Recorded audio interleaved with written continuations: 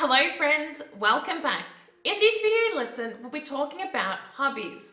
To help me talk about hobbies, I've invited Meghan from Meghan Makes Do to talk to us a little bit about her hobby. Friends, Meghan is from America. She has an American accent and she'll be talking about her hobby, crochet, to help you better learn new words, phrases, and expressions you can use to talk about hobbies in English.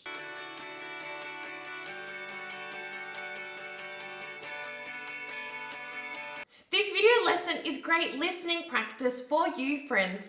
As Meghan is from America, she has an American accent, and I'm from Australia. I have an Australian accent. It's a great way for you to train your ear, train your listening skills to hear different people, different English speakers speaking with different accents. Friends, before we hear from Meghan, we hear about her hobby, crochet, I would love to hear from you.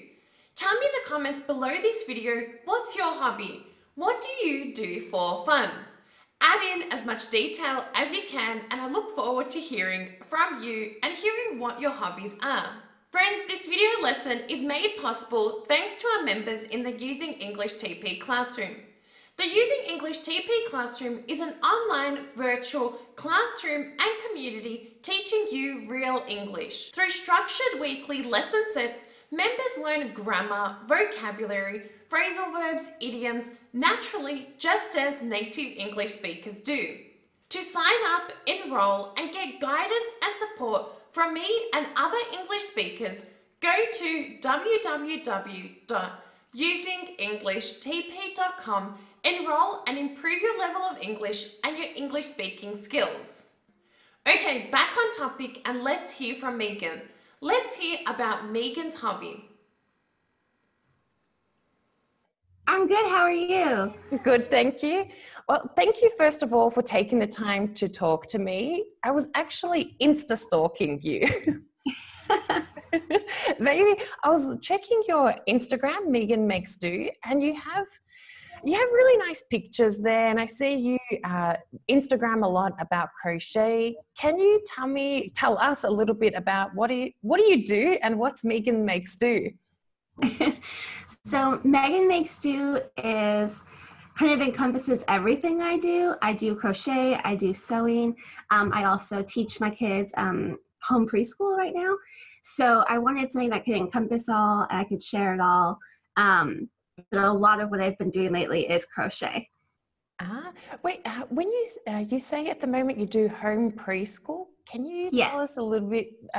This is something new to me, and I'm sure to many people listening. What is this exactly? Yeah. So traditionally kids will go to a school for preschool, but in our area where I live, it's very expensive.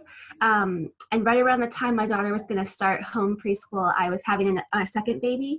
So I decided just to do it from home. I used to teach preschool, so I knew that I could do it all at home for her. So we do like lessons every day, and I teach her to prepare her for public school kindergarten. Oh, wow. Okay, preschool is, can you define a little bit what is preschool for those who maybe... So preschool would be school before, I guess, introductory school. So usually 3 and 4-year-olds attend preschool, and it's in preparation of getting them ready for traditional elementary school or primary school. What's the difference between preschool and kindergarten? They're just younger, so they're going to learn just more about cooperating with each other, getting used to being with other children or having to listen to an instructor. A lot of it is hands-on learning and exploring, so a lot of just like super fun, engaging activities. And is this traditional sit-down school? And is this mandatory in the US or? No, it's not, and that's why I chose to do home preschool. Like even kindergarten here is not necessarily mandatory. It depends on your school district. So. Interesting. Okay, I know a lot of people. The education system varies all around the world, but I Yeah. didn't. I didn't ask you to come on to talk about preschool, but rather That's okay. It's a part of my life. I was Insta stalking you, and I saw that. Sorry, I mean that in a nice way because you have really pretty pictures on your Instagram. Oh, thank you. I stumbled across because my sister is actually, as a child, I used to crochet, but I don't know if I could do it at the moment. But you're the expert. Maybe can you tell me a little bit, or tell us what is crochet and what is it that Meghan makes do? So crochet is similar to knitting, but you'll use any kind of yarn that you want, and you only use one hook. So it's basically creating little, almost like knots, but you're just looping it through over and over. And there's a lot of different stitches that you can do. So I primarily make wearable accessories. So I make a lot of hats and scarves, but I also make some blankets. And I'm moving into, with Meghan Makes Do, I've just started to make patterns of my own. And so this year I'm trying to fuse my two hobbies together. So I'll be making patterns that involve crochet and sewing together. Okay, for a beginner like me, I told you before. So Yeah. combining crochet and sewing, crochet and knitting. I know when I was a child, my mother was pregnant with my two younger sisters. And I remember, the only thing, and my sister, I stumbled across you because my sister's doing the same thing now while she's pregnant. Yeah. So she started crocheting and she was sitting there. It's a recreational activity, the only recreational activity she could actually do. Yeah. How do you combine crochet and knitting for dummies, people like me? Well, for me, it'd be crochet and sewing. I just started knitting, so I don't know a lot. But right now I'm working on a bag where like one of the front pieces would actually be a crocheted panel, and then I would sew that to fabric. So I can be a little more manipulative. And almost with crochet and knitting both, you're kind of making your own fabric with yarn in a way.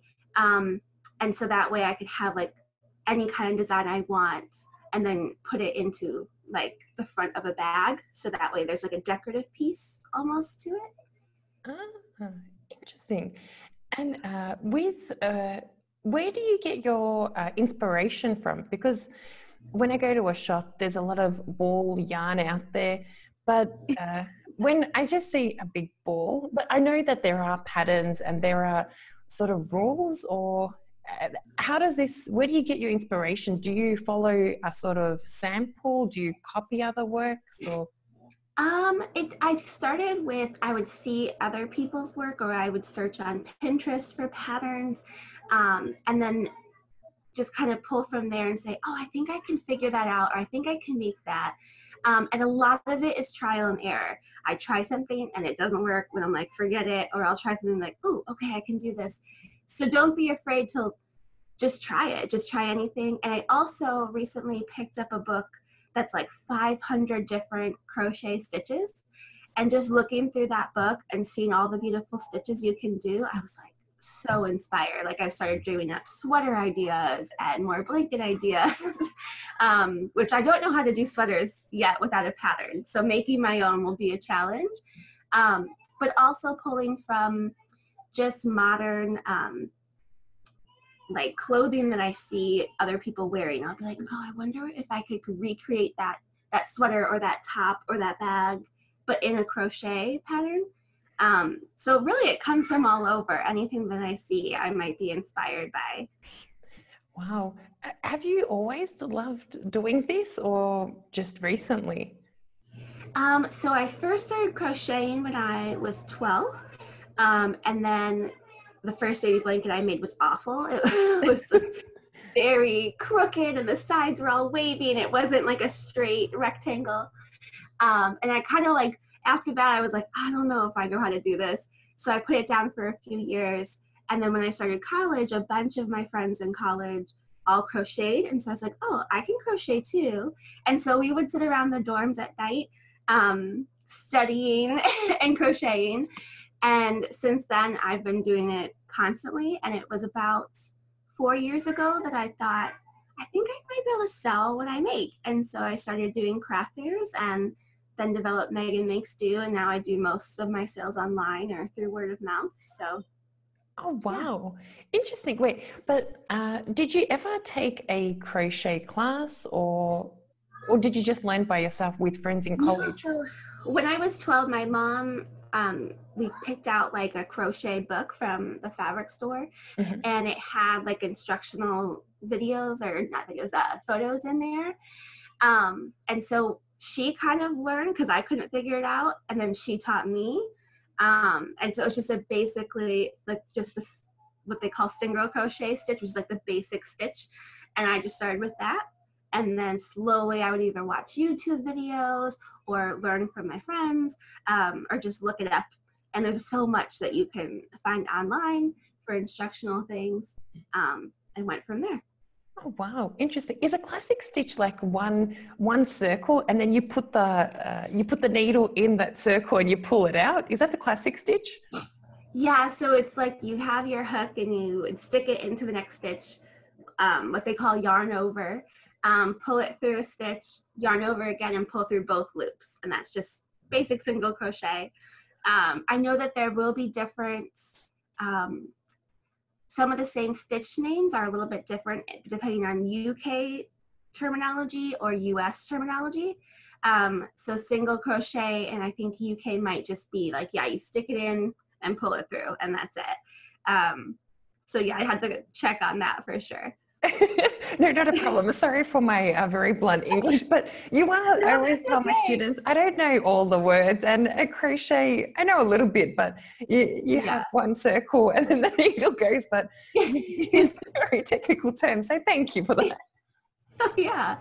But it was interesting that you said during college, so you and your friends, I know, okay, so maybe many people listening are wondering, why am I doing this podcast episode with you? You're not an English teacher, but you do something independently, as far as I know, and you're very creative. I love your photos on Instagram. But it was interesting that you said that you have sort of friends who do the same thing. It seems that can you tell me a little bit, why do you have this network or group of people that you associate with? How do they help you to create better bags or accessories or to improve your skills? Yeah. It started with just friends, and I honestly learned a lot from my friends in college, because we would sit around and I'd be like, oh, wait, what are you doing? Teach me how to do that. And then now, being on Instagram, I have a whole community of crocheters, makers, knitters, that we really support each other. And so a lot of us are trying to do the same thing. We're trying to sell our work, run a business, and no one knows better than people who are doing it alongside of you, like all the struggles that you'll face. If you're having trouble with a pattern or trying to figure out, you can ask someone a question like, oh my gosh, I'm totally stuck on this. Like, well, how do you do it? Or what do you do? Or maybe you see someone with a really awesome pattern. You're like, how do you make that stitch? Like, I've never seen that before. So having that community to ask questions from or draw ideas from and collaborate with is really beneficial, especially if you're trying to learn. I know there's a lot of groups in the US that will have it's like a sit and stitch kind of thing. So you get together with a group of other knitters or crocheters and have coffee at a coffee shop, and you just sit and crochet, and you can learn a lot from that too. So it's always good to find other people who are into the same things as you in order to build that community. Interesting. One thing I also say, a lot of English learners always say, find a passion, something that you like doing. So I moved to Croatia 8 years ago, and I attended Zumba class. I did some volunteer work. I did a whole bunch of random activities, but basically to integrate, to meet people, to speak Croatian, to improve my fluency. But if somebody's moved to the US, moved to California, you're at home at the moment, it's still virtual. How do you find these sit and knit places? How do you know where to look to find these clubs? So a lot of times I use a website called Meetups. And so you can find groups through there. Or even if you go to a local, like a fabric store like Joann Fabrics, or a local yarn shop, they'll often have either classes or they'll know of groups that get together. I'm part of a group. It's a mother's club, so it's for mothers, and I joined that first thing as soon as I moved to California, because I had a young child at the time, and that helped me. And they actually had a group through there, like a subgroup that would meet. We were like the crafty mamas or something like that. So yeah, you have to kind of search it out, or you could just do a simple Google search for, crochet groups or knitting groups or sewing groups. But yeah, definitely get involved, especially moving to a new place. I know what that's like. It's super scary and difficult. And especially if you're trying to learn the language, the best way to do that, I think, is to immerse yourself in it. And yeah, you might fumble in the words, but you'll learn a lot too. But so you said that you moved from a different, where were you living before, if you don't mind me asking? Yeah, so I was actually born in Illinois and then moved to Ohio for a bit of time and then moved back to Illinois for college. I've lived in the Bahamas before, I've lived in Australia before, so I've kind of been all over. But about almost 3 years ago, actually, my husband moved to California from Illinois. So. And so you've moved there, it's a new place. Did you have a lot of my students, why I'm asking this, and even me myself, when you move to a new place, you don't know anyone. And okay, so you got to go out and find, even go to a local supermarket, maybe it's a little daunting task, or going to a new school, going to anything, or let alone finding a club. Did you feel nervous at any time? Oh, absolutely. Yes. Because it was a big transition to move to California, because in Illinois, I was working full time. I was running my craft business, and I had a young child. And so I was going to stop working and be home all day with my young child while my husband was off at work in this brand new place that was very urban, very busy, and it was very intimidating. And honestly, the hardest part for me was the supermarket, because it should be something that's so normal and casual, and it's brand new layout, and you don't know what kind of food they're going to have. And so for me, the best thing I did was just to get involved right away. Like, I know our realtor had talked about the Mothers Club, so I joined that as soon as I got here. And within like the first week, I was attending events and meeting new people. And it was hard. It wasn't easy. And I got very nervous sometimes. I'm kind of shy. So, but yeah, it definitely helped to just throw yourself into it. And after about a month or so, I started to feel a little more comfortable with my surroundings and where I was, and kind of knew how to get to different places around town. Oh, interesting. Okay, to finish up, do you have one ultimate tip? I always finish with an ultimate tip, but do you have an ultimate tip if somebody is moving to a new place, like you lived in the Bahamas, in Australia? What is one piece of advice you can share with somebody listening to improve their confidence and to, just go out there to interact and with their passion? So your passion is crochet, obviously, but to continue that and not lose it when they travel or move somewhere abroad. Yeah, I guess my one pro tip would be, even if you're afraid, still push yourself to do it, to make those connections, to try something new. Like when I moved to the Bahamas, I had no idea who was even picking me up from the airport. I was like, I don't know where I am. And I was terrified, but I did it. And don't be afraid to approach people and talk to people. I found with my travels, majority of the time, people are really friendly no matter where you are, and they want to help. And even if you come across people who are like, no, I can't help you right now, it's okay, move on, find someone else. But yeah, just kind of try to conquer your fears and don't let that hold you back from doing something that you really want to do. If you struggle to follow the conversation between Meghan and me, watch the video lesson one more time, but this time turn on subtitles. A special thanks to Meghan from Meghan Makes Do, for taking the time to talk to us about her hobby, crochet, with us. If you love Meghan's work and would like to know more about what she does, you will find all of her links in the description below this video. Remember friends, if you like this video lesson, make sure to like it, Hit subscribe and turn on notifications so that you get the latest lessons I post here on my YouTube channel, and be a good friend. Help your friends learning English by sharing this video lesson with them. Thanks for watching, thanks for being here, and I look forward to seeing you in the discussion in the comments below this video. Bye for now.